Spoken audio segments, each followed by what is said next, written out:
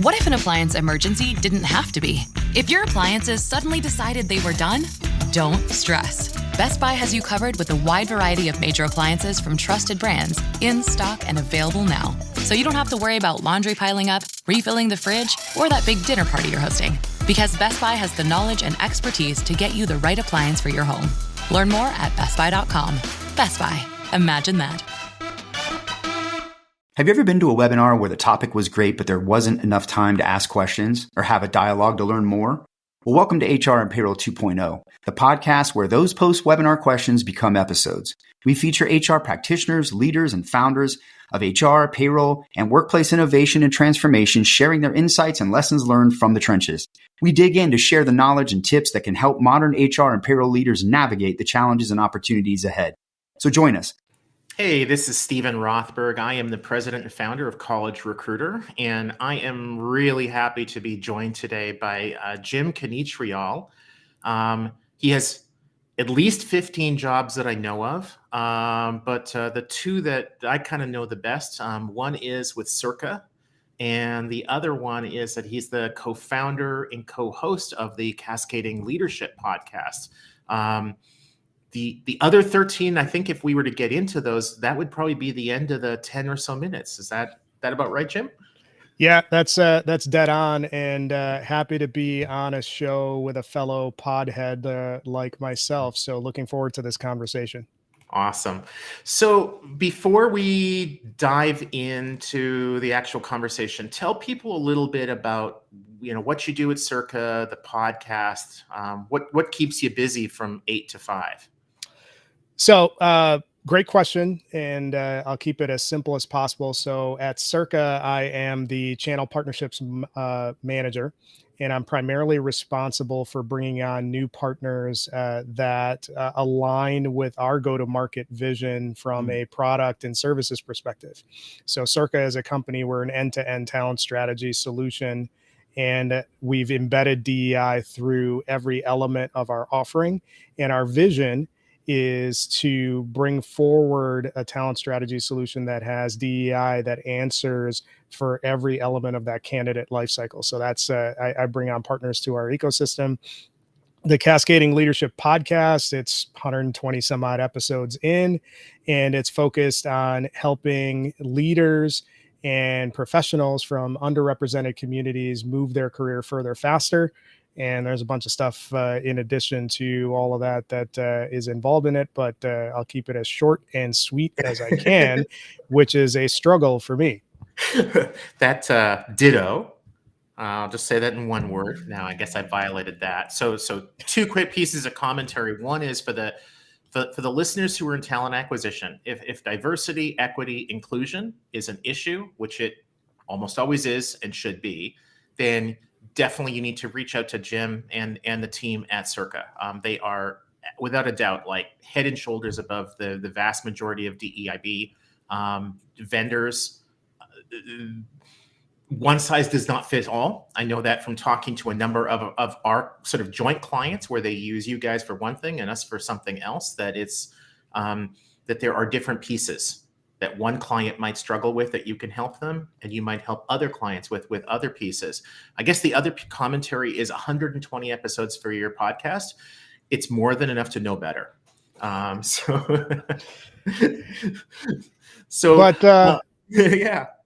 No, it's a great way to get to know people and kind of understand them at a level beyond what just standard networking would be. So it's a lot of fun for me. Yeah. Awesome. So the first question that I've got for you that, maybe you can, give me like a minute or two answer is about the talent strategy. Like for so many organizations, that talent strategy, I think you and I have talked, it's broken. Tell me more about that. Why do you feel that way? So I'll keep in mind that this is a 10-minute show because this could be a really long answer, but I think there's a fundamental principle that gets overlooked when organizations are approaching their talent strategy.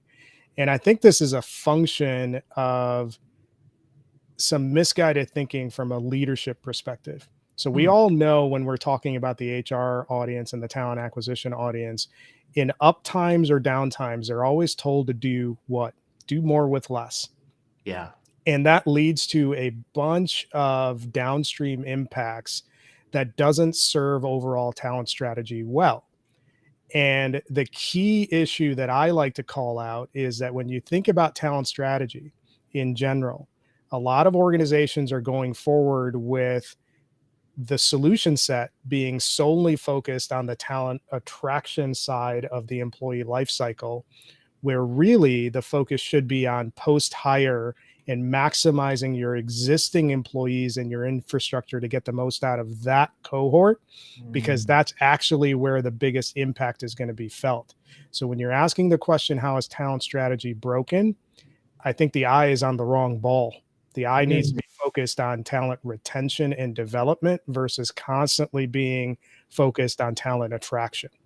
That's really interesting. So, as the founder of a job board, a College Recruiter, our customers, our employers are using us at that front end, that top of the funnel, the sourcing side. And so that's where our conversations are focused. But you're right. I mean, if you bring in the right candidates and a day later, they're fired, whatever.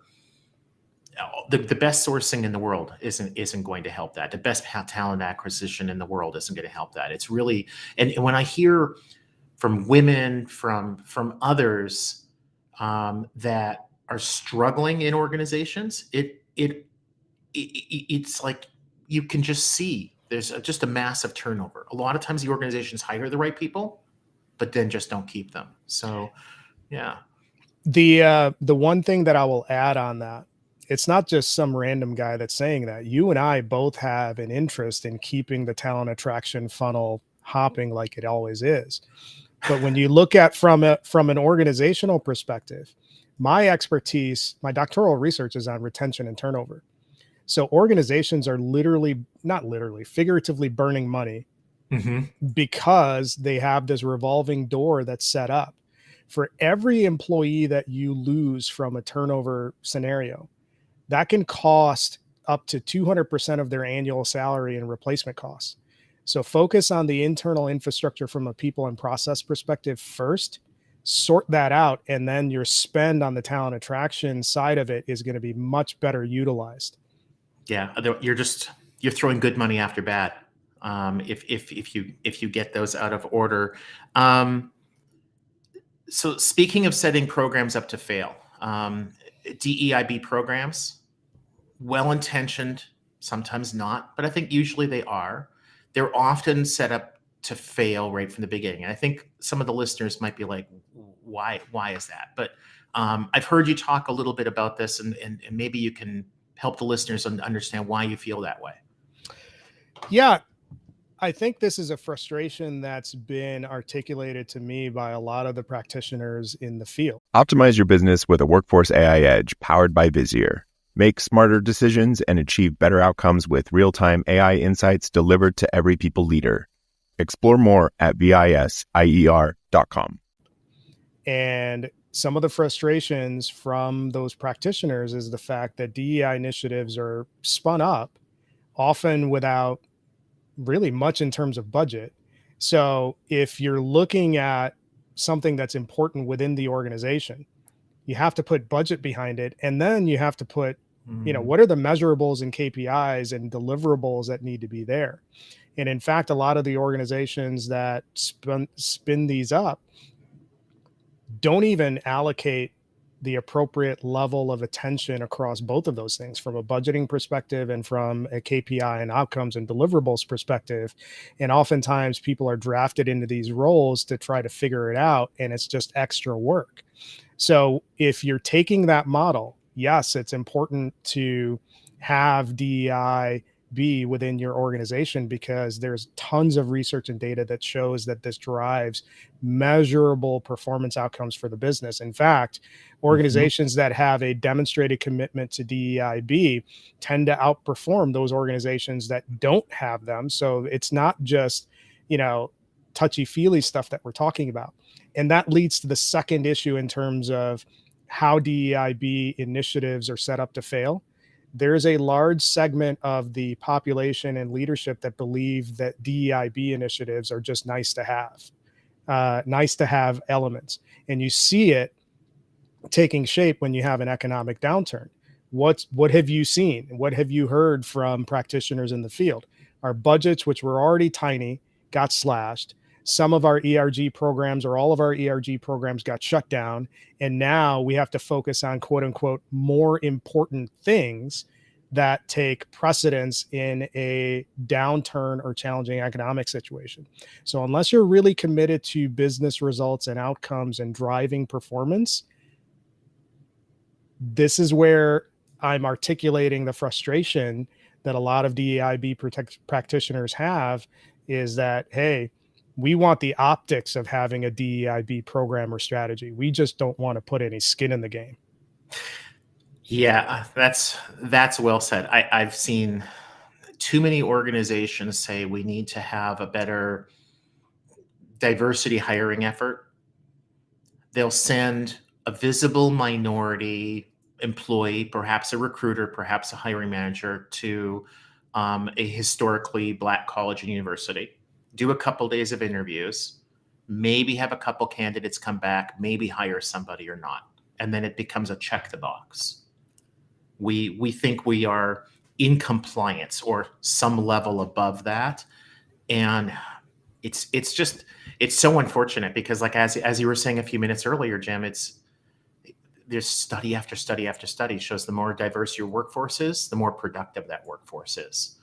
So here, the piece that I'll add on that analysis that you just provided, Steve, is this: that check the box mentality and that check the box effort is not lost on the candidates either.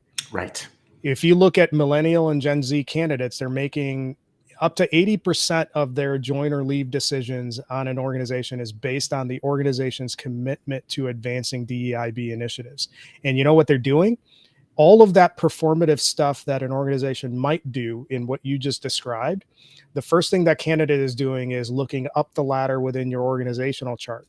How many people in your organization look like me? How many people higher up in positions of authority look like me? And if they see you taking this check the box performative effort and those candidates don't see it reflected in the higher echelons of the organization, guess what? They're not going to apply. Yep. Just go to the About Us page. And if they all look like me, there's an issue. So the last question before we leave off. You and I are both big fans of technology.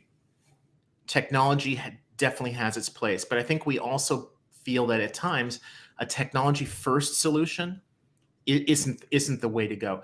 So specifically for high volume, talk about why a tech-first approach isn't a good approach for high volume hiring.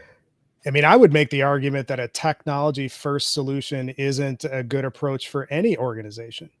And the reason being is that if you haven't clearly mapped out your people and process components of that transformation initiative that you're putting forward, you're setting yourself up to fail. So for example, in a high volume environment, let's take a look at just the application process. So you've got a position description, you've posted it out, you're not getting anybody to apply, or you're getting really poor quality of applications. Rather than throw technology at it, you need to be looking at the job description. You need to be looking at what makes this job stand out. And I don't think that's unique to high volume.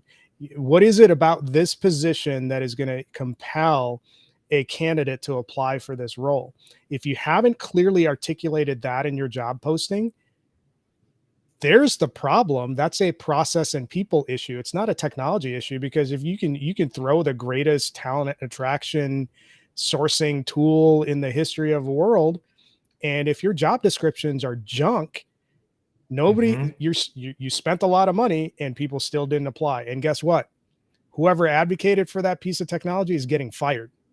So that's why a technology first solution is not the way to go. Look at your people and look at your process across your entire employee and candidate lifecycle. Start there first. And this is why sales managers hate me. Start there first. and then bring technology into it. Yeah.